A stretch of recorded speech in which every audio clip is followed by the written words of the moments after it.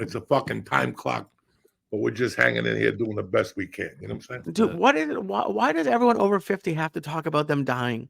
What did you say I nothing hate about it. dying? Did I say anything about dying? Yeah, because what do you mean every fucking time? Every time I talk to anyone over I'm 50, I'm getting so old. old. I feel old. Stop Because you gotta talking about it. listen, you have to look at it for real. I can't be walking around like I'm 39, snorting blow, making believe I'm Johnny Bananas. So you have to Yeah, know but who you're the not fuck in the you are. retirement home either. No, and I'm not planning on going to no retirement home unless you put me there. Or one of Oh those, yeah, you're going there immediately. As soon as there's like anything, I'm sending you there. I know dementia's coming, Oh Jesus Christ! so I that's why told you. little things I do. You prepare for dementia. You have to prepare for things that you know you're gonna get. I got hit in the head. I did coke. I snorted that. It's endless the possibilities that lead you to dementia, anxiety. Anything's yeah. Having life leads you to dementia. Like, but I don't get it, dude. Everyone, as soon as they turn 50, when my parents turned 50, they each showed me where their will was. Like it No, was. It's not even. That's not even a joke. That's a real story. I ain't that fucking creepy. Oh, Okay, I are you told my sure? wife, huh? I told my wife a couple things, but I ain't that fucking creepy. I'm not planning on going anywhere. I got an uncle who's 85 who, unlike my other aunts and uncles, he really took care of himself. I got an aunt that's 80. All the other ones punched a ticket when they were 60, but they were drinking with three fucking hands in Cuba. That's that fucking old vodka from 1959. That they don't they Jesus. can't even help you at an AA meeting when you drink that shit. That's deep. So, you have to look at life unless you get hit by a car or you fall out of a plane or something like that. You have to look at life, objectively. Number one, I don't make any unnecessary trips. I've thrown enough spaghetti against the wall. People call me up to do all these things. I look at the fucking thing, the address, how far, 2 hours. I get fucking a truck could go off the rails and hit me in the head. End of story. I'm not going. I'll sit here. The less moves I make, the better. You know what I'm But saying? I just went up to North Jersey. I got rear-ended. I rear-ended a guy. He almost went through the windshield. The bumper fell off. That's why when you're a schlep rock, you stay home and you mind your business. People go to a restaurant, they sit there and enjoy. I'm waiting for the first guy to take a gun out because I'm always looking at the back door. You know what I'm saying? If that guy looks a little creepy, I call 911. I don't take chances no more. I got a couple of years left in this fucking planet. I don't want to go on to somebody else's terms. I want to go on to my terms when I'm fucking ready. I don't want to go to a concert and get shot in the head. Anyway, that's fair. That like yeah. happy Tuesday. You know what I'm saying? Yeah. Happy motherfucking Tuesday to everybody out there in the real life world. What's going on with you? Did you get the apartment? I turned it down. Okay, but you can't I, put air conditioning in the window. That's I understood. oh dude, I would die. That's the I've never sweat so much. I've been to Mexico. I've been to Florida in the summer. Dog, first off, I've been here for 4 summers and I already gave up on the summer. It was always 2 weeks of heat. This has been all summer long. It's been 90, 89, humid. The humidity don't bother me no more.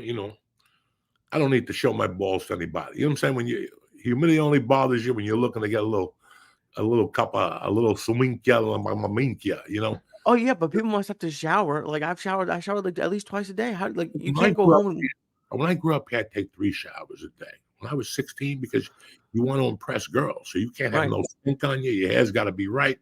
Your clothes have to be right. And in the summers, it's 3 showers. I'm on the second one already today, and it's not even nighttime because I got to wash the fucking Cuban grease that comes out of my pores between the workout and because when I got home from working out today, I sweat up a ton. And before Ari got here, I took a quick Puerto Rican shower, washed my nutsack, put deodorant. I took a shower, not Puerto Right. Rican shower. And I know I got to take another one tonight. Damn. Yeah, That's you three. have to. It was 92 degrees. I went to box today. He had me in there for 35 minutes. There's fans, no air. Everything's coming out of everywhere. My socks were I was going to go to cryotherapy. My socks were so drenched.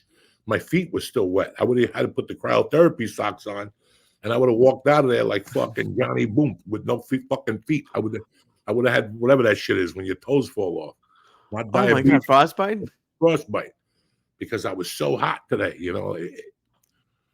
But an air condition, at least fucking listen. And I know that people are gonna watch this, and our people are on the real tip.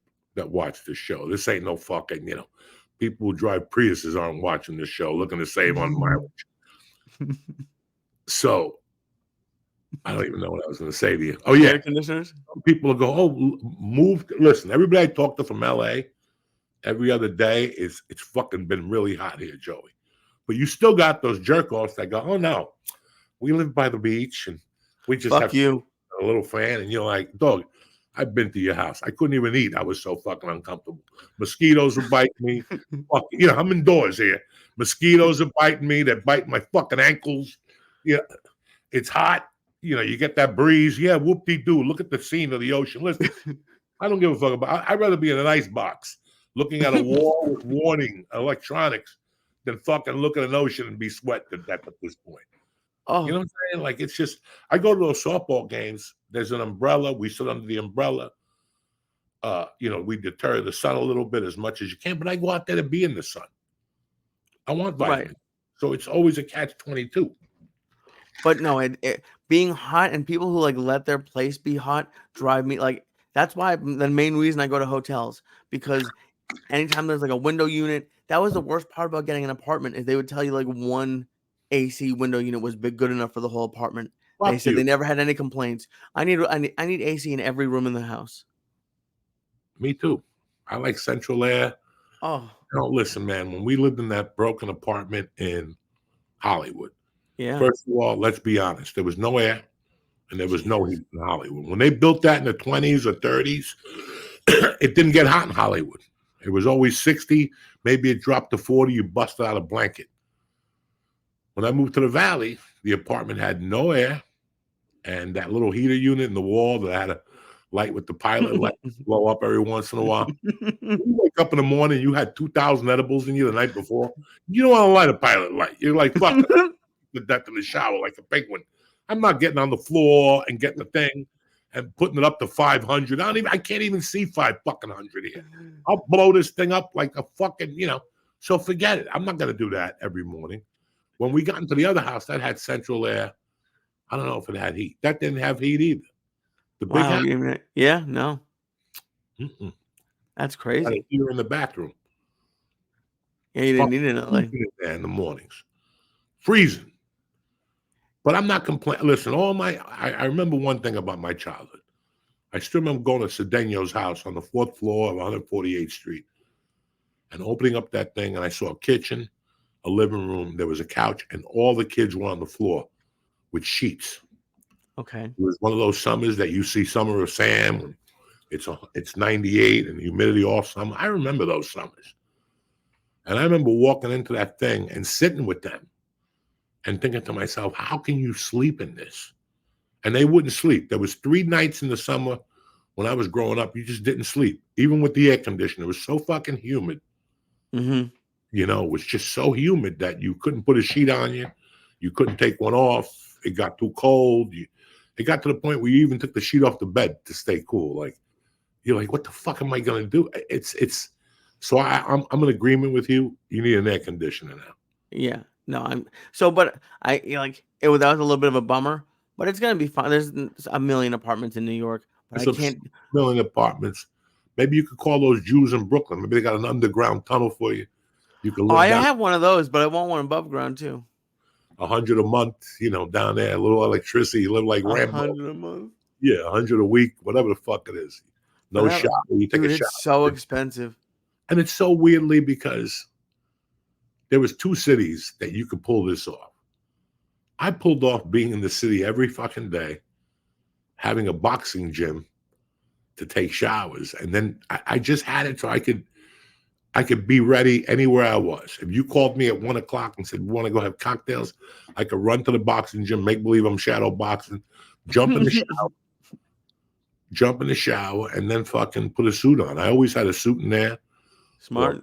Pants, and I would always break my day up so I didn't have to run back to Cliffside to get a new shirt, a new pair of shoes, and And in Seattle, I did that. I lived in an office apartment. And I joined a gym. It forced my hand. And I was in good shape then, but the gym made me in better shape, Right. So you find all these different angles, and New York's got them. There's a lot of actors. There's a lot of people who are in our profession in New York. There's a lot of part-time great jobs in New York for actors and comics. There's a lot of shit. Oh yeah, that like that's what New York is to me. It's like opportunity. There's just like on every level, not even just like comedy. I can't.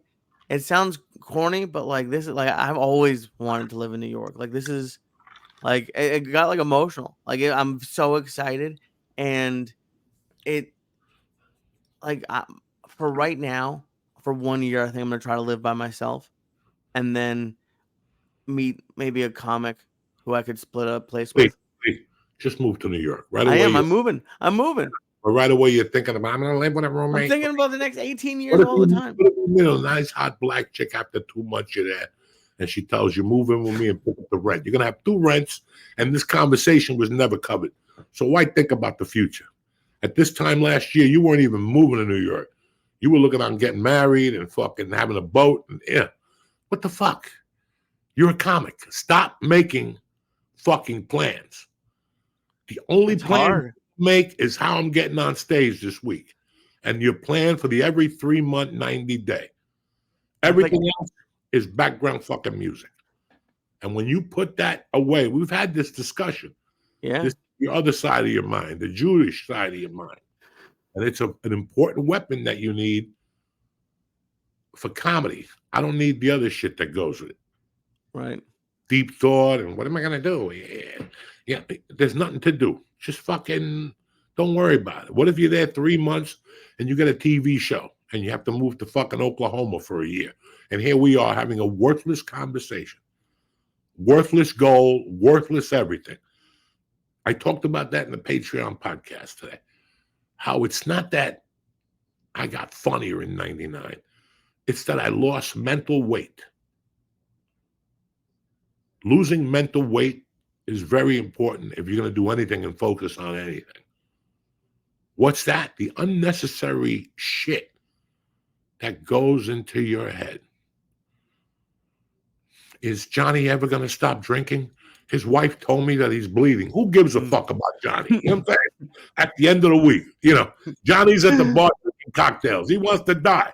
Leave Johnny alone. You're going to call me with this bullshit about Johnny? Like, we have so many thoughts in our head that have nothing to do with what we're doing. And once you start chopping them off, people get pissed off at me because of my anti-political fucking tirades. And I'll tell you why. Because it's a waste of your energy. It's 30. Put on that CNN any time of the night when you wake up. There's people in there and they're always flabbergasted. 3 in the morning and you're fucking flabbergasted. 6, they're yelling at each other. Kamala Harris, she's a Hindu. What? Are you fucking crazy? If you looked into your life this much, you'd be in a lot better place. Right or wrong? That's true. That's true. You start cutting shit out of your life. You're dating a chick, like I told them. Dog, I was in a horror relationship. I was in a relationship with a fucking chick that was great people, but she liked sucking other dick. Every time we broke up, she already had something. You know what? It fucked with my ego. It fucks with your ego as a man. And I had to live with her. I didn't have to. I was a starving comic. I did have feelings for her. And I knew we weren't going to last. And finally, when we broke up, I had that shit of driving, whether she's going to cheat on me again. Where is she? Who's she hanging with? That's mental fat. Is my boss going to fire me? You're a fucking comic. You hope he fucking fires you. Do you follow all these unnecessary thoughts? When I tell people I don't really give a fuck, I really don't give a fuck. How do you do that? You met me in the heat of the I didn't give a fuck era. Now I watch sports. I play roulette. I fucking go to parties. When you met me, there was none of that. There was no unnecessary fat. And the result was great. When I started in 2011, the result was great. So I appreciate that state of mind that I don't have time for this shit. Like, I don't have time for this unnecessary, how many times do you go home and you're like, well, I just went to lunch with a comedian and he just brings you down. Brings you the fuck down. I can't get no work. People aren't hiring feature acts anymore. The Funny Bone won't headline me. What do you want me to do? And now you do feel bad. He's your friend. You and him started together. You went on the road together, and you're ahead of him in LA. And you know why? Because he had a girlfriend. He always went on vacations. Oh no, I'm going to San Diego to watch the Chargers or whatever. Are you fucking kidding me for the weekend? When you're in LA on the weekend, you got to be doing comedy. You left your fucking family. You left people who loved you. You left everything in your life to go dedicate yourself. You're in the major leagues. And now you want to do something on a weekend. Like, that was the farthest thing from my thought. I lost relationships because of it, Lee. Right. People would not tolerate that from me. Like, that. I'm having an art exhibit. I don't give a fuck. There's an open mic at a Mexican restaurant that I'd rather be at. I love you. Love you to death. But I'm not going to your fucking party. I'm not going to that restaurant to sit with 40 people who don't care about each other. Then the bill comes and they're all looking around the room like there's birds. Get the fuck out of here.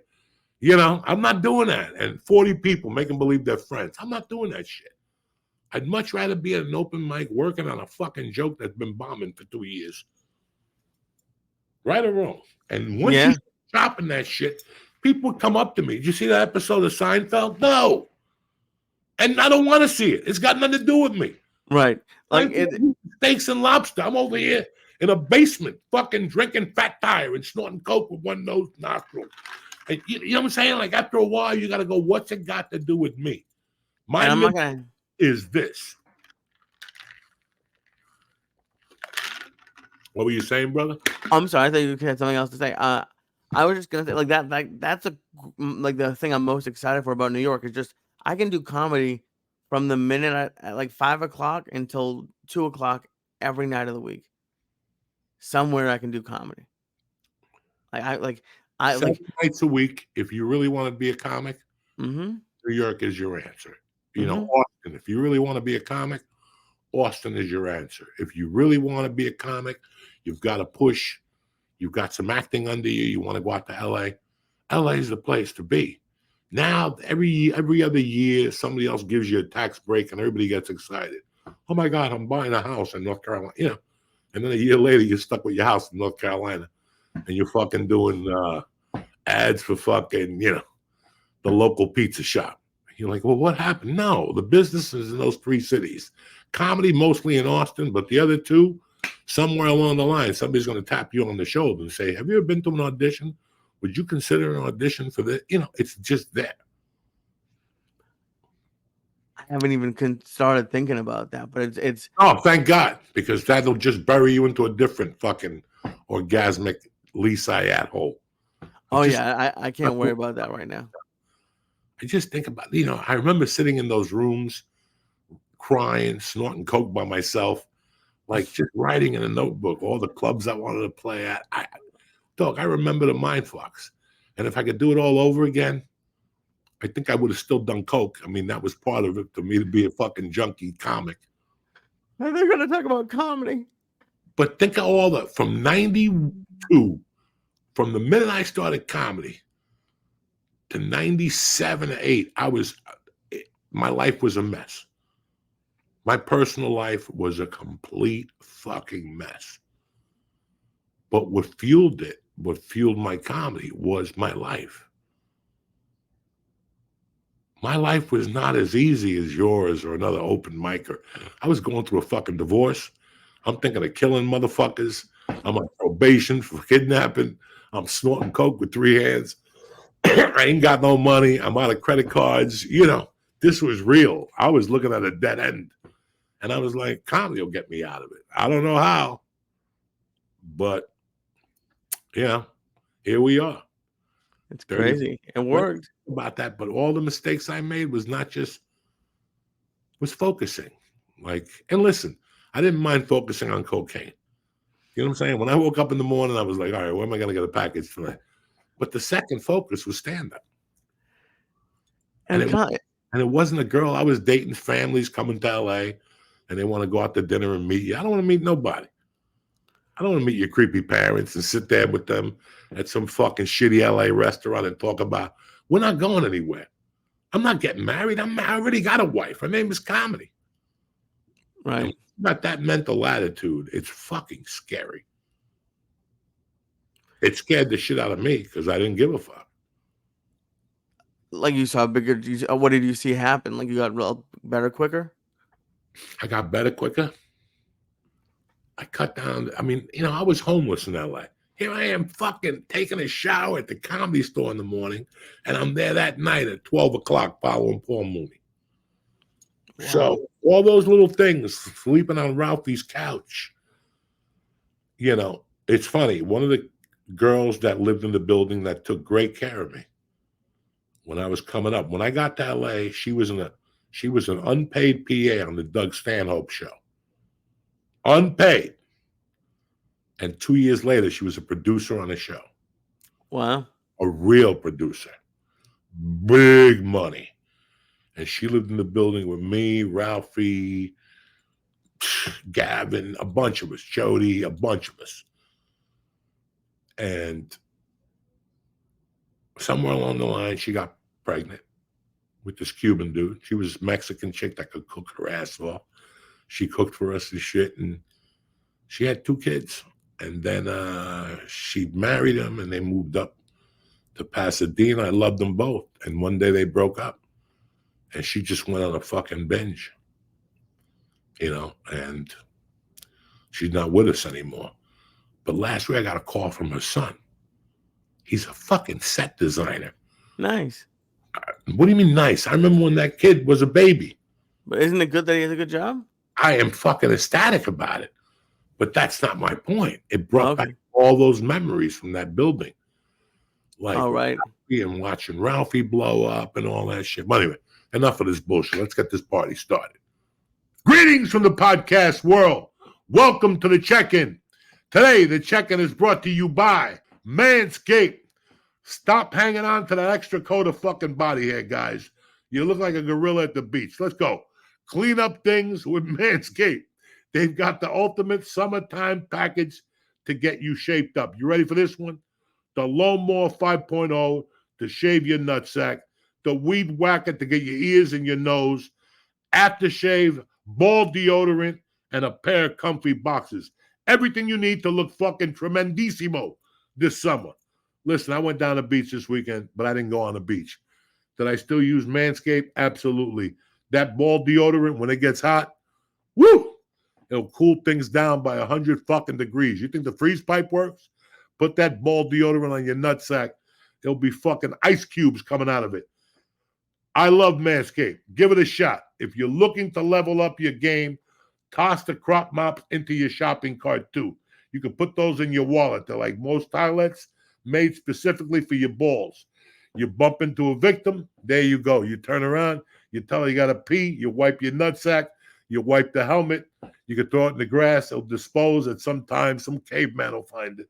So get 20% off and free shipping with code Diaz, D-I-A-Z, at manscaped.com.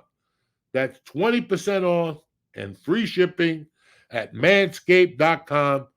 Press code Diaz. Listen, Manscaped is the perfect way to get your patties sizzling hot this summer. You got a month left to be a fucking swinger. Wash those balls, shave them, and then go out there and give it a top. You're going to be more confident. When your balls are clean and they're shaven, you feel more confident. You know what I'm saying? Besides, no more balls. Let's get this podcast started right now. Let's go to the check-in, Jack. Turn off your TVs. Run for your lives. It's over. They didn't put you on this planet just to give up. If Uncle Joey could do it, I can rule the world. That's what you got to be thinking. Welcome back to Syatt.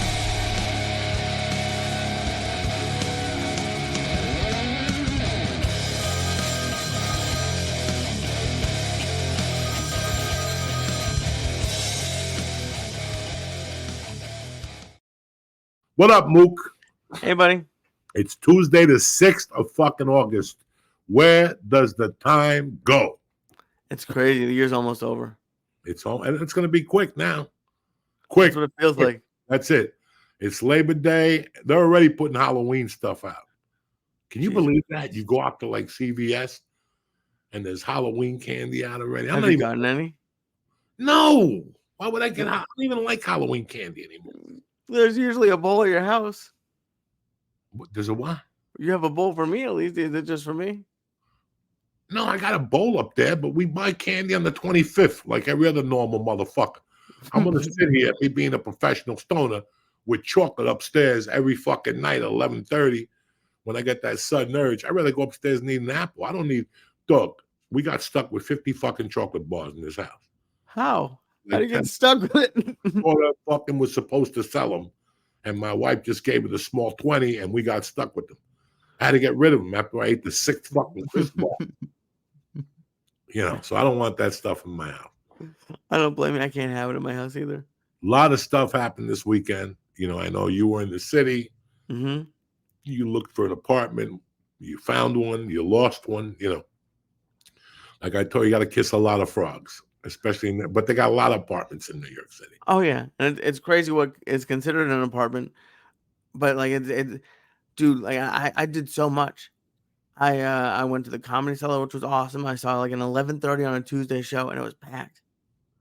And it was and dude, and there was the comics, and I know a few of their names, but like just like the level of the jokes at 11:30 on a Tuesday, I was like, oh yeah, this is definitely a step above. Like it's like because like that's the goal, right? In New York, in one of the goals, not all, but. Yeah, just like the level, it was impressive. Store, you want to get into the comedy store. Sometimes that ain't for you, and you don't have to lose your mind though. No, there's plenty of clubs, but I'm not good. And out, so I want to do every club in the city eventually. I know you do. But it was just bar mitzvahs, whatever you get your hand on. Oh yeah, I would do the fuck out of a bar mitzvah, but it was just like very like inspiring. Like it was like it was like so like I was overdosing on like serotonin. I was so happy. Yeah, it's very exciting. Lee, it's great to see what you're doing because it lets me know how much I'm not a comic anymore. Watching you grow and watching you talk to me brings back old memories, and in other situations it would make me get up and want to get on stage, but it's like, I'm excited about Kill Tony on Saturday night. We're going.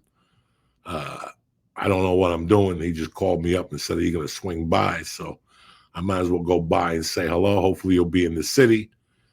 I went to Wildwood last weekend, New Jersey, for the first time in 42 years. Nice. And, the softball tournament didn't go our way, but it was their last weekend together as a team. Half of them are going up to 14U now. And it was just great to see these girls. And I was just looking at my daughter thinking, wow, she's grown a lot. That's it. She's going to be these girls in 2 years. And these 13-year-olds are just it was just sad. But I had a great time with the parents. And I stopped at a weed store. Like I was looking to go to this one weed store. But there was two of them. There was like a chain, Canada, and then there was this other one, Corova. I saw the Corova one. And I went in there, and I didn't know what to expect. I brought home 3 weeds. All of them are fucking A+. I've been fucking stoned for 2 days. I got some gorilla thing that they dip the weed in, like they call it something else up here, like golden nuggets or something. I never had those things, but this looks so good. I gave it a shot, and boy, I'm happy I did. I rode the bike for 20 minutes this morning, forgot 10 minutes later. You know what I'm saying? That's how high I was this morning. So you don't like see a huge difference between New Jersey and California? The weed? Yeah. I don't. When I got here, I didn't touch New Jersey weed for 3 fucking years. I didn't touch New Jersey weed till January. Oh, okay. When I smoke was falling over the other side, I was like, well, I better get to it. And I got sick and tired of waiting on people to send me shit. I can't live like that. If I ask you on a Monday, I'm thinking you should put it in by Wednesday or Thursday. When I call you 2 weeks later and you're like, oh, I told my assistant to do it and he forgot, you just wear me out because I'm doing a good job on my end for you. Before the money, send me the weed. Send me the weed. Get the weed in the mail and that will make me happier than any fucking check you can send me. Right. So that's where I'm at, and I'm having a great time doing it. But I want to say about something. I don't know if you watched it. I want to talk to you about the Rogan special. Because I know a lot of people, I've already gotten like fucking 50 things of what I thought. You know, You haven't had a chance to watch it. Not yet, but I'm excited to. I tried watching it Saturday Night Live when it came on, but all the girls came up to the room at like 10:15 to get fucking speakers and shit. And I had all these kids in the room, my wife, their parents. So I shut it off, and I was upset, but I got to watch it last night, the whole hour, relax, the whole thing. I love the theater. I think Joe did a great job. Was it the best special I ever saw? I don't know, but it was a good special. He made me laugh a couple times. I could see the work, and I know the work it takes to do a special. I enjoyed it. I didn't see anything negative Sunday, but today I started reading the negatives, and I'm like, wow. And, you know, you're not going to make everybody happy. Not anymore. Not with the internet. You're not going to make everybody happy. And that's just the way the world is today. You know. And what is they're mad at him for some of his jokes? No, I listen, I've been home. I was home for maybe an hour today. I left this house at 9:30 this morning. I came back here at 1 because Ari was going to meet me. So I wanted to run every errand I could, do a podcast. I had to do a ton of shit today. And I got back. I didn't see him. When Ari was here, he was checking his messages. And I started looking at the computer, and I asked him, well, look at this shit. All of a sudden, there was nothing. And it was just a thing on Twitter that was, and then it disappeared. Oh, weird. It really didn't really matter. But I think he did a good job. I saw him do his hour at the mothership. It was great. Yeah. You know, I mean, if I know him, he changed up a couple things like we all do. Yeah. But I saw bits of it at the mothership. I would always go out and somebody would talk to me, and then, are you going up next in the other room? You know, so you really couldn't focus. So I would go out there for bits and pieces, and I enjoyed what he was doing. And it seemed like it went great from what I've heard. What do you think about, because they've done a couple of them, like, what do you think about doing a special live? Like, that's also like a crazy aspect of it being like a one take. Like, that's intense. Guys, it's the future now. You know, I've always said we needed to spice up comedy a little bit. And look at Ari's storytelling show. Mm-hmm. It was a new realm for a long time. It became a genre for about 10 years, and I capitalized on that genre. Yeah, you had a bunch of great stories. Now nobody's doing it anymore. So now we're looking for other avenues to draw people into stand-up. You know, entertainment's changing. You know, I don't know if there's going to be 3-man shows in 2 years. I don't know what it's going to be. Interesting. You think it could change that much? I think a lot of things could happen, Lee. I think a lot of things could happen. Comedy's changing. Television's changing. Movies are changing. The way movies are shot are changing. The way they come out are changing. You know, I would order a show for 12 episodes, and if it did well, I'd put an order in for 26. Not anymore. Then they have the other deal where you shoot 10 episodes, and then you shoot 100 just to get syndication, and you put the show out there, and there's no art in that, because what you're telling me is that you're shooting 100 shows in no time to just get out there. Nobody's going to remember that show. Right. They just want the money. Like everybody else. Why am I surprised? But look, the stock market ate it yesterday. I heard that. A lot of things took a dive yesterday. You know, like I told you, we're expecting a war any day now, a bomb, something. Anything could happen. You could wake up tomorrow and there could be something. Or, you know, Hurricane Betty comes and cleans off your fucking roof. You know, she's already turning into a 1, but they're scaring white people. I love that people are stuck at the airports. Fuck them.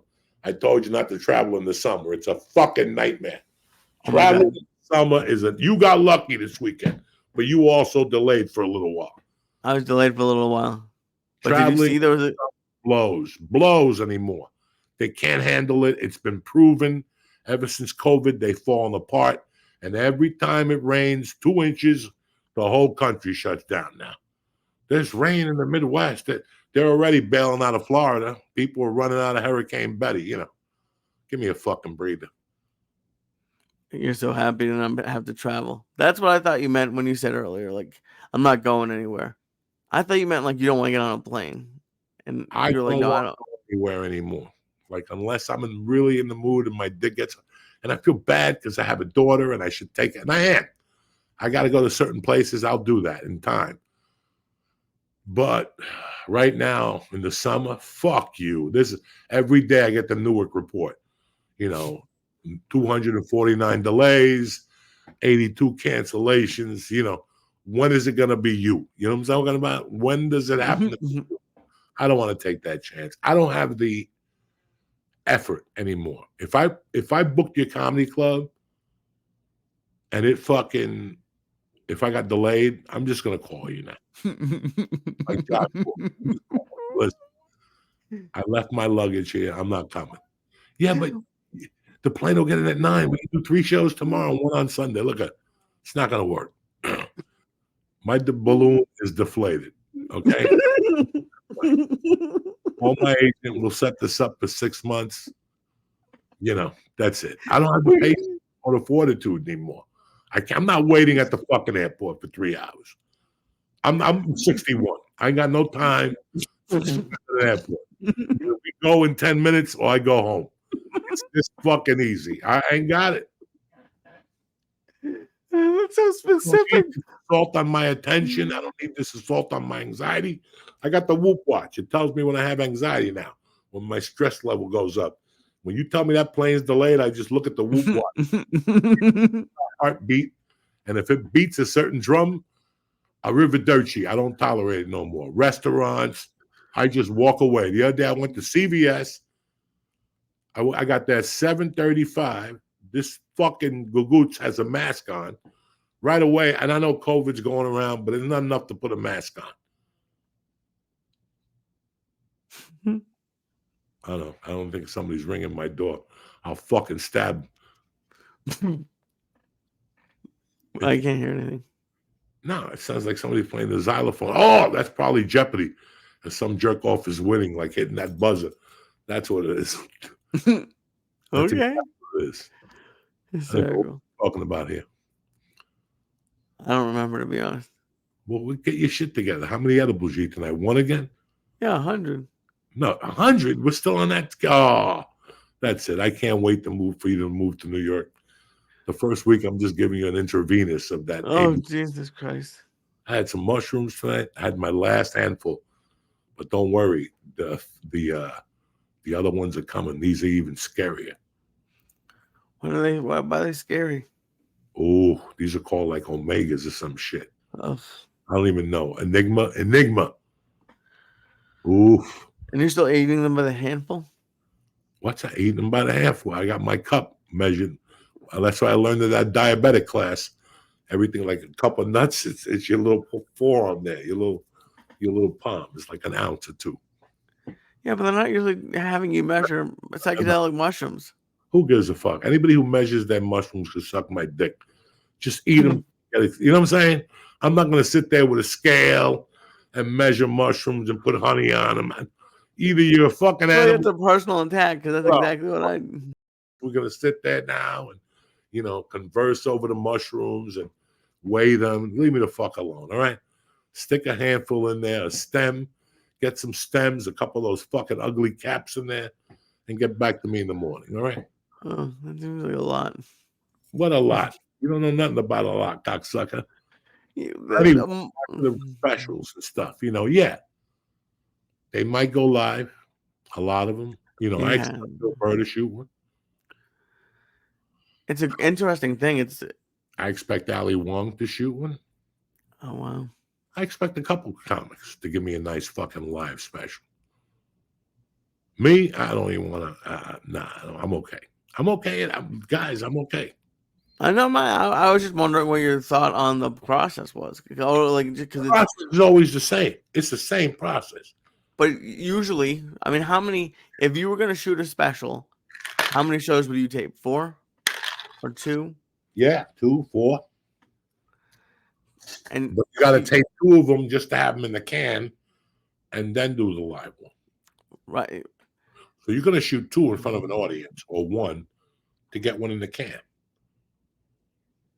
Really, you think so? I know so. You always shoot 1 to get 1 in the can, and then you're going to shoot the live one. Okay. And sit there like fucking, like waiting for somebody to say "fuck you" and they edit it. I don't know, Right. but there's no different process. I don't want to put this into people's minds. The process is experience. That's what the process is. I see a young comic having a hard time with this. This is a good thing for older, more established comics that they've done 50,000 shows plus. These guys. Right. Burr has done, 30 years. Give him the fucking live special. The control is there. The confidence is there. Everything is fucking there, Do you think? I wonder if he was more nervous or if it was like, what does it feel like when you're shooting a special? It's very scary. You're putting your soul out there, and people are going to sit there and wait to fucking criticize it. You sit there like you're going to a talent contest, and you work hard, and then you get there that night, and it all changes. I was never a good special comic, and that's just the way it is. I'll take that. I will always take that. I was way better on audio. It was just rough for me. Right. But I thought it would be easier, but that's me. That's me. That's my weakness in stand-up, and I can't get out of that. I never shot a good special, and that's fine. I got the opportunities. I did my best. I put the work in. It's not like I stayed at home and just went up there and improvised. I put my, and that's all I'm happy with. And the CDs I think were awesome. I think that's why I do think of you as someone who could thrive. Like that would it would have been a cool live one to do, or just like any sort of recording. Like the first CD we did, like it's either You or the Priest. That was just that was one show. The first 2 CDs I did were just total garbage. Anyway, the process stays the same. For me, I was always buck wild as a comic. Right. And I didn't and I had my moments, man. I had great moments. But specials weren't one of them.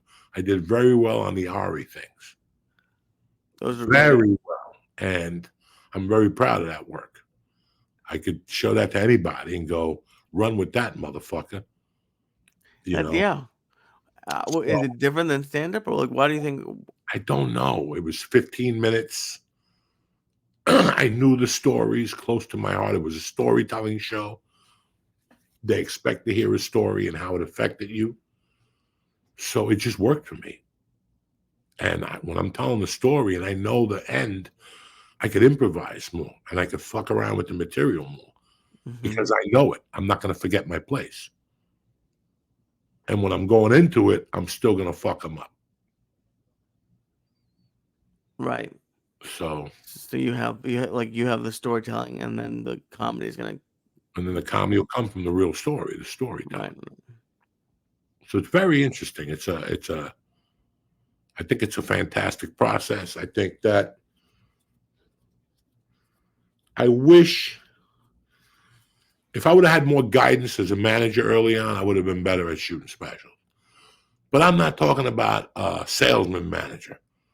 I'm talking about the manager that I always wanted. Somebody who groomed you from the beginning, picked you out of the choir, worked with you, and his belief inspired you to do better because he picked you out of the choir.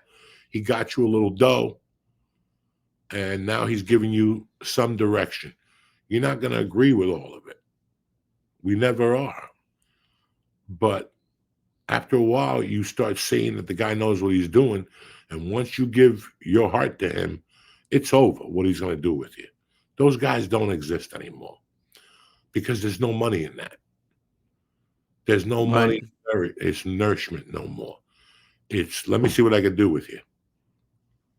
Let me see what I can do with you quickly. Where I had I didn't have him. A friend of mine had a great manager, and I saw how he worked. He signed him on a Tuesday, and Wednesday he was on a set as a SAG extra, making $2.59 an hour. Wow. You know, Lee, that's not what I want to do. What, you don't like money? Right. That $1,200 3 days a week is going to let you stay in town until I get you on the fucking road. So shut your mouth, go down there and do it. Plus meet different casting directors. So what? You're an extra. Why do $2.59? A manager is supposed to put the ball in your court and get it running immediately. But what it was and what it is two different things. There's no money in me sending you out for a movie at scale for 2 days. Yeah, it's going to build your resume. That's where I come in. I'd rather build your resume. These guys are like, nah, we rather put him on the road, whether he's ready or not. Mm-hmm. And that's where it's failing. We've had this discussion many a time, you and I, about comedy managers and whatnot. And it's like people don't care no more. And that's in every avenue. We're very lucky we have a good podcast manager. Very good. She's always had our backs, and Yeah. she's always believed in me, and that's a great trait, and that's why I still do it. Because we have a great lady behind us. But you have to, it's like coaching. I saw what my daughter did the last year with this coach, and I saw what she did with that schmuck that she was with the first 2 years. It was fucking terrible. The guy couldn't get people to play for him. And now he's lost 2 more stars from that team. He's down to 1. Because all of them said, like, we're not doing nothing here. This guy's making my kid worse. I'm trying to make you better. Yeah. Does it feel good to be right? So I learned a lot from watching her.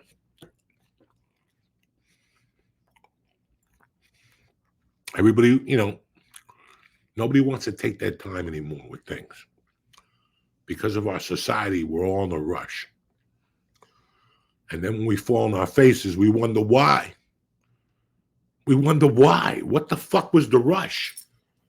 Understand it, that it's going to be there. It's going to be there. It's right there. It determines how you take that fucking run, Right. I didn't do the best journey. I was snorting coke most of the fucking time. That journey wasn't pure, but I don't know. Something hung me in there.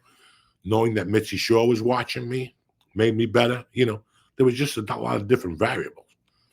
I wasn't trying to make my uncle proud or my mother proud or my grandfather proud. They're all dead, Mm-hmm. Dead as fucking disco. Jesus We Christ. really like the Upper West Side, and that was really good. That Holy shit. I told you, I love it up there. That's where I grew That was up. a cool area. Fucking and- that area. And I went to the look. I don't want to mispronounce it, but look how he died. That was Tremendous. those pork chops were amazing. Did you have the pork chops? Yeah. 2 of them? Yeah, with garlic Oh. sauce. And dude, I got the next time he said he would just give me more, like a whole bowl of garlic sauce. That garlic sauce. Oh yeah, that garlic sauce is tremendous. And I got the plantains. But I will say I was trying to be cool because I was like, okay, it's a Cuban place, and I asked for an iron beer, but they don't have that. No, they didn't have it there. No, they don't have that. But No it was Materba, no none of that. No Atway. They had a good coffee. I had a coffee, and the Now- flan was pretty good. It was heavy. My daughter took a bite, I took a bite. Now I was full. So but here's my question, because they had something that I want to get, but I think you wouldn't like. It looked like they had something called like General Gao shrimp, and that's something that like I've dreamed about. yeah, if they had Yeah, okay, all right. Because if I go with you, and that's like what I want to try next. it's like General Tao chicken, Yeah, but shrimp. only General Tao shrimp. Yeah. Yeah, there's nothing wrong with that. Okay. I don't know. Sometimes Sometimes even if I don't like it, just eat it. As long as you're not eating tofu, McDonald's, Subway, we're good. That's We're it. good. You're eating some fruit, whatever the fuck you're eating, we're good. I'm never gonna eat fruit in front of you. No, you gotta eat fucking fruit. I I eat had a fruit. salad this weekend that was so delicious. Oh yeah. I love salads, and you gotta yeah. eat fruit in the morning. Like now, I eat fruit every fucking morning. Eat it every morning with my breakfast. It just I usually have a Greek salad. That's what I usually go for. listen. I don't care what kind of salad you have, Greek, mozzarella, lettuce, tomato, onion, some fucking dressing, vinegar and oil. I'm fucking good to go. I love that shit. A good and it was I was in a seafood town, so all we ate was seafood. And I gotta tell you, the first night the seafood was great. The second night I had the same dish at a different restaurant. I shit blood too. I took a shit Sunday morning that when I went to flush it, the stick broke in half, and I'm like, this toilet's a goner. I flushed it again, nothing happened. I just closed the seal and I checked out. Left the $20 tip for a little maid. Let her deal with that fucking shovel. It had to be 24 inches, and it just broke it. When I turned around and looked at it, it was all the way to the end of the toilet, and the head was like a snake in the water. And I'm like, this is not going to work. I left it for a little maid. I left the $20. When she opens that surprise, it's not going to be bueno. Holy shit. I can't imagine what I would love to put a camera in that by the time. Nah, what are you? Airbnb? You don't put no cameras nowhere. You know just the camera showed. Like, Jesus Christ. No, next thing you know, you're looking at old people washing their ass. No, not for the whole time. Jesus Christ. Like just to see. Girl goes in there. What are you gonna do on a camera? You gonna bang one out? Or you gonna, you don't put a camera in nobody's bathroom. No. You want to see somebody drill a hole like the old people, and fucking go in there, fucking with the little telescope from Jack in the Box or whatever the fuck they give it to you, Cracker Jack. I did take Ari to the Jewish deli today, and he went off. What did you guys get? He opened up, not what we got. He got the liver to open up with. Oh, shit. Liver appetizer. He got the round knish, and he got some other fucking Jewish thing that was icky. He was like, this shit is good. I'm coming back. There's some Jewish thing that was icky. What was it? I don't know. He was eating it out of a cup. I don't know. What did it look like? Yeah, he kept offering. He must have ate 18 pickles. Lady came up, more pickles. Like, I didn't even know they were gone. He was eating pickles like he hadn't had a pickle in 10 years. Holy shit. Yeah, they're free. Let me tell you something. That place was dynamite today. I had the chicken noodle soup. I only had a protein shake for breakfast and a cup of fucking fruit, raspberries and blueberries, and I sliced a banana, only half because it got too much sugar in it. I was starving at 3 o'clock. Yeah. And I was hoping he didn't say Chinese. I was like, I don't feel like eating Chinese. And I was dying for a roast beef, the open turkey platter over there with the mashed potatoes and the gravy and the fucking. Nice. Ooh. When I got there, though, I looked at that menu. And that menu is treacherous because you just I don't have the time or the stomach space to eat what I want in there. Dude. Like I saw this on the menu. I saw turkey and pastrami with coleslaw and Russian dressing on rye. And my dick automatically got hard. You know what I'm saying? Like Russian dressing, Swiss cheese, pastrami, coleslaw, and turkey. But I was like, Joe, you can't do that to your body. You're working out too fucking hard. Dude, what about they have something on the menu called the knish witch. They just take a knish, they cut it up. Oh my God. You eat that?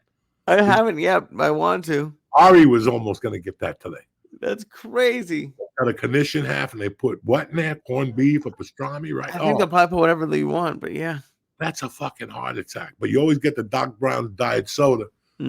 You feel all right. You know what I'm saying? You got the water. Healthy. Yeah. Jewish people, they don't give you no ice. You got to like ask 3 times. Got the ice. Got the ice. I don't want to part with the ice.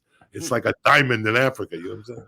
No, we hold on to those. Yeah, but listen, before we talk about blood diamonds, I got to take a breather and talk to you motherfuckers about diet smoke.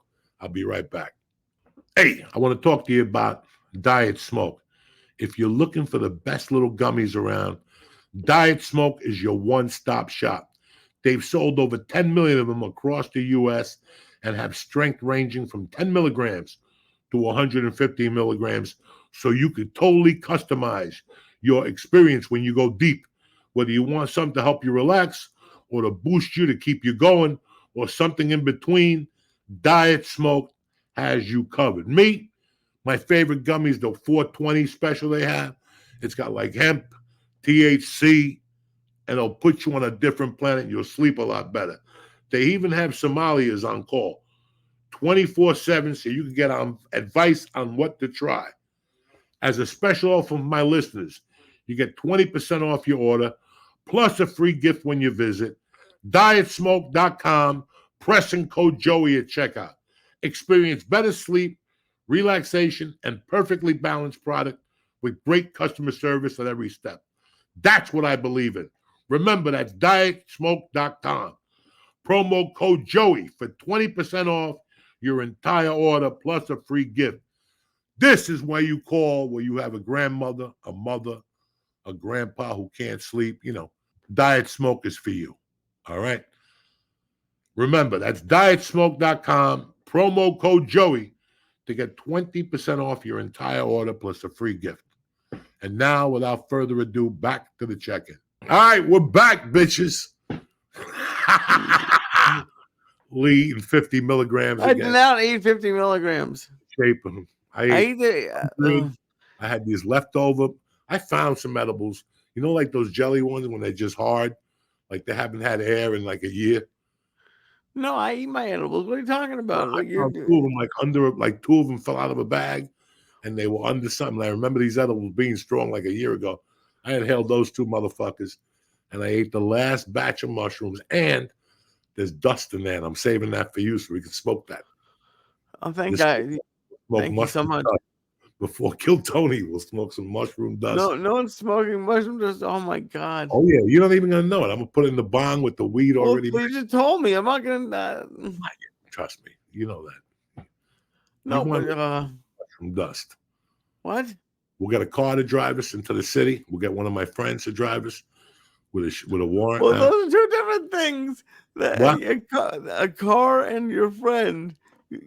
That's it. And he's going to drive. No, because the car will drive like a very safely, and your friend will probably also have a bong hit. Oh, he's having everything we do. Yeah. So what are you do? He just can't drink. You know what I'm saying? Why can't I drink if I'm not driving? You do whatever the fuck you want. That's what I'm saying to you. I'm not drinking. I don't drink. I'm just eating mushrooms and smoking reefer and mushroom dust and anything else I get my hands. That's a hallucinogenic. I'm going to the garden to see if I can kill Tony. Why wouldn't I take everything? Mashunga juice, whatever you got, I got. Right. I'm not drinking, but part of his deal is he's eating shrooms. He's doing the ABX edibles. He's snorting mushroom dust. We're going off, Jack. This is an event. This is a comedy event. I'll never go to one of these things again. No, you don't think so? Fucking Tony. Fuck yeah. Listen, man, listen. No matter what you think of the fucking kid, because I always have people make fucking stupid remarks to me about Tony. He did something fantastic. He started in a 99-seat room, maybe 108 if I'm wrong. And then he put it in a 450-seat room. And then it went on and on. I don't know what the Vulcan seats. I don't know what, Rogan seats. But then on New Year's and New Year's Eve, he took it to a major fucking arena and sold it out. No matter how you feel about a person, when you're a comic, that makes my dick hard. Because that lets me know I could do that. People want to know, why do these idiots stay out in L.A.? Why are they? Because of people like Tony. Because of people like Bert Kreischer. That wasn't he a doorman at the Underground or the Comedy Cellar? I think it was like the Boston or something, right? Steve Byrne, well, they're not door guys. Yeah, they barked for sure. And no matter what they did, you have to respect that journey. You could sit there for hours and go, I didn't like Rogan's special. He talked about, listen, look at the fucking inside of that. For 30 years, he stuck to something. You can't stick to anything for 3 days. I couldn't be sober for 3 days. These guys were sober they've been doing comedy for 30 years. Mm-hmm. Doing the same shit you were doing now. Only getting treated a lot shittier. Okay? These guys did it all. So it gave me appreciation for what I did. There's times I sit here, I'm like, I'm a bum. No, I'm not a bum. I'm not a bum. I did a lot of bummy things, But I'm not a bum, okay? I fucking took something I believed in and turned it into something else. Did I predict this? No. I just didn't give up. Why give up until the dream happens, right? Everybody gives up. Yeah. And then you're the bad guy because you stuck with your fucking dream. Fuck you, man. It's not fair. And then people want to raise their hand. Listen, you know when somebody just goes out there and just calls it in. There's just some nights I don't see Rogan calling it in. I didn't see Chappelle calling it in. I didn't see Chris Rock rolling in. I never saw Bill Burr call it in. There's something to that. I've seen a lot of comics call it in. I refuse. I refuse to go on the road and make people pay for me when I don't have a decent 45 minutes. Do you think a lot of people would do that, Lee? No, I'm sure they wouldn't. They wouldn't. I could fucking call my agent tomorrow and get something in Atlantic City now that you're close to me and go down there and give you more time than me. Like, I'll go up there and just do 30 minutes. You could do 45, get Tammy Pascatelli. I've been thinking about this, especially now that you're moving here. But for me to sit down with a pen now and try to be funny, it doesn't happen anymore. Well, I think it's happening in different ways. Oh, I know it is. I know it is because I still laugh. Right. I self-laugh, and I don't give a fuck. As long as I can make myself giggle, that's all that matters to me. I have my own fun in my own little fucking world. When people go, oh, you get high all day. You know what? I do a lot of things all day. Getting high is one of them. And I always put it to good use. I don't waste it on video games. I don't waste it on porn. Every once in a while, I'll get on DraftKings and make a pick. You know, football season starting, so I'm very happy about that. I'm happy that the fall is coming. You know, we're a month away, but we're professionals. We already know this. You're going to sneeze, and this month is gone. Then you can't wear white no more till next Memorial Day or whatever the rule is. Right. I have no idea. I also look terrible in white. You look terrible in everything, cocksucker. Anyway, you got to shave that beard so you look like Fester again. Maybe they'll put you on fucking Fester. Why would I want to look like Fester? Because you ever see Uncle Fester, the original? You look like him. You got to shave the beard and give you a light bulb. You're Fester. What the fuck? So you getting ready for political season? Are you ready to vote? Fuck no. I don't even know what's going on anymore. I just hear What do things. you mean you don't know what's going on? I don't know what's going on anymore, and I love it. Like, I come home and I watch the news with my wife at night, like CNN, just to torture her and torture me, because I don't know what's going on anymore. I don't know. It's not good. It's not good. No, it's not good. I just don't vote anymore, and I get yelled at all the time. Who gives? I gave up on that shit when I was 18. I knew that was a fucking scam. It really is. I'll tell you what I'm happy about, man. What's that? I'm happy that, except for comedy, the goals I had this year are all coming together. I'm doing little fucking things. I got some goals for August that I'm going to take care of. I'm very proud of one thing I'm going to do. And every day that's what I've been doing lately. I'm trying to get my life together, trying to get this fucking room together in this office. I'm going to clean out the fucking garage. I'm painting the front door. I'm doing a lot of little things like that. So this winter I'm good and I could just focus on whatever it is. I'm really thinking of writing another book. I was going to call tomorrow. Yeah, it's time. It's time to write a revision for this book and to start working on another book. You mean you're going to revise your first book? Yes. Because it'll take a year. Put like 4 new chapters in there and revise. Very interesting. Okay. Yeah. Shit that I thought about after I wrote the book that I wanted to put in there. That while I was writing, I forgot to put in there. Also developments that happened since I put out the book, you know. That'd be cool. I got to figure something out for the winter because it's going to be a long fucking winter. Especially if I don't get on stage with you or decide to do anything. And right now my mind is open. I'm just going to take the summer and enjoy what's left of it. I love doing this podcast with you and everything else I'm doing. But like this Wednesday, I thought about going up to the Dojo of Comedy because I love Mike. I love that club. Mm-hmm. Let's see how I feel Wednesday night before I commit. There's also a no-gi class at my school on Wednesday nights that I've been dying to go into just to try it one time. I might do that also. So I don't know. I'm living life. We finished this. Now she's got CDC this week, whatever that shit is, religious instruction. I drove her this morning. They wanted me to come in. I just took off. Go in the building with those fake fucking nuns. And then next week she's got like some softball camp for 4 days. Then she's got a couple days off. Then we leave. I'm pretty much podcasting the 26th and leaving. I got to go to a party the 24th. And that Monday, I'll do the podcast with you guys. I'll probably play bocce that Tuesday, unless I get a cover and I'm out of here.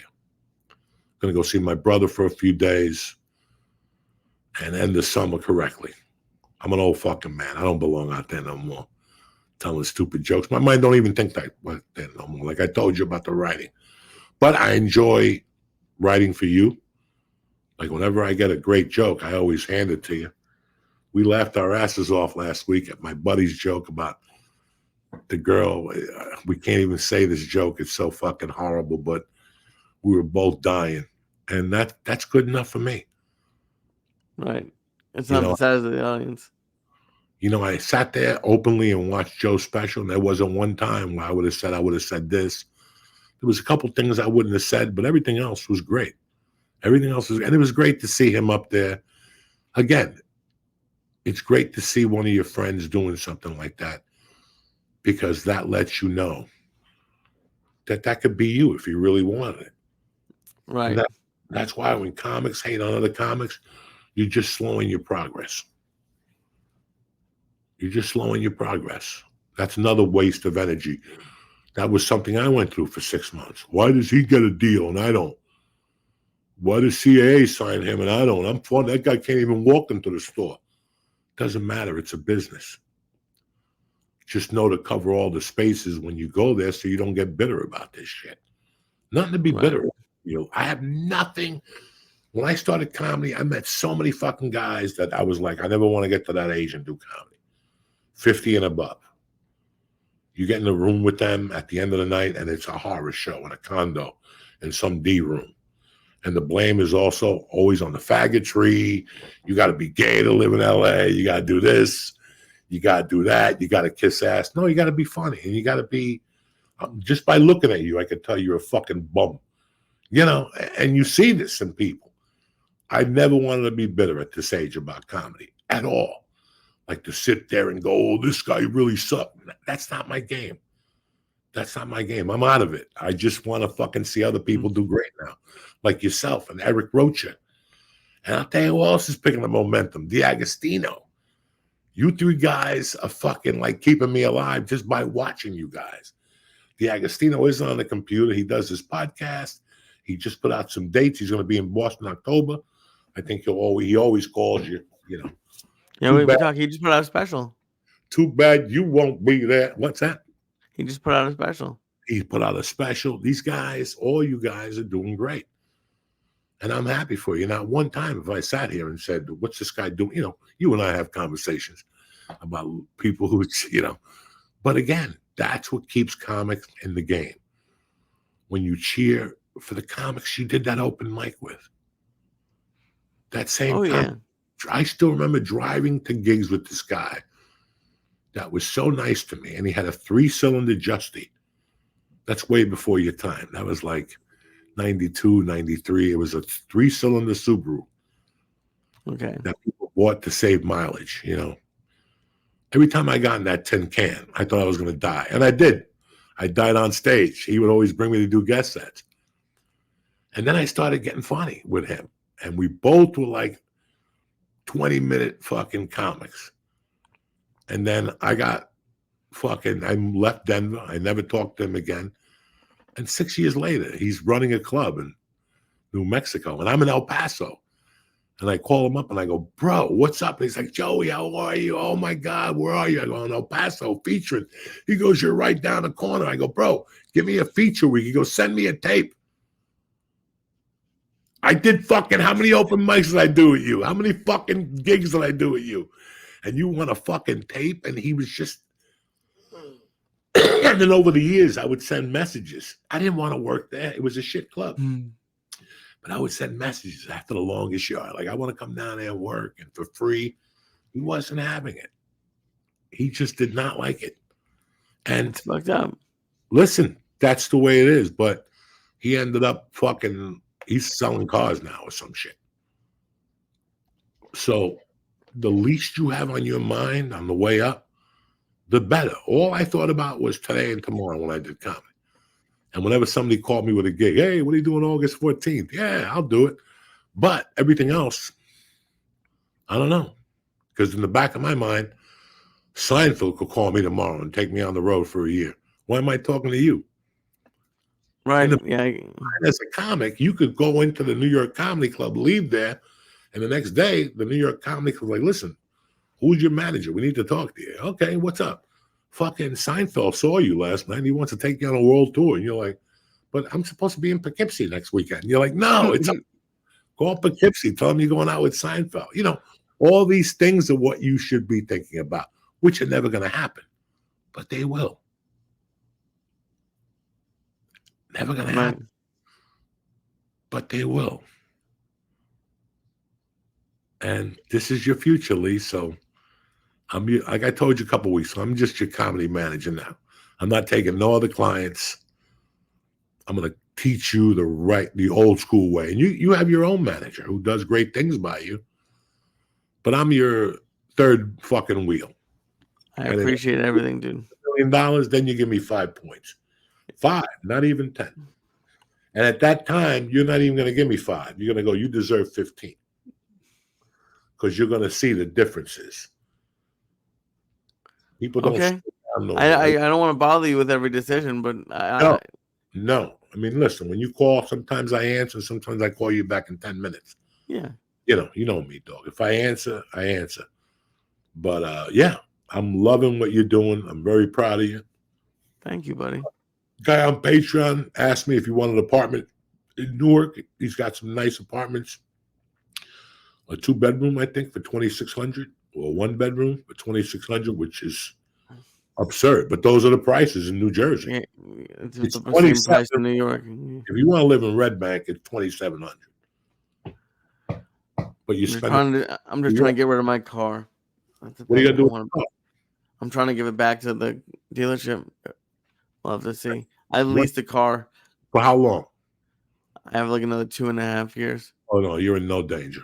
So hold on to it for a year. Bring it down here, park it. And when you go on the road for those weekends, you take the train down, pick it up, and shoot it. Or Ari will tell you where to put your car in the city. Cheap. Okay. All right. You don't want to be without a car. What happens when you gotta go to Pennsylvania? You're gonna ride with the Feature Act. Right. Okay. And now you gotta put up so expensive. Yeah, what are you gonna do? It's all part of the journey, my friend. Oh yeah. Stick with it. But let's close this motherfucker out. It's Tuesday the 6th. The check-in coming to you from these two fucking savages. We'll see you next week. Tip Top Magoo. And now for a word from our motherfucking sponsors.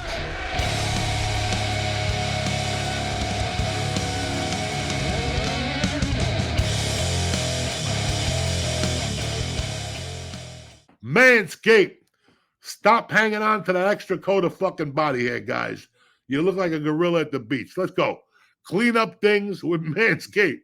They've got the ultimate summertime package to get you shaped up. You ready for this one?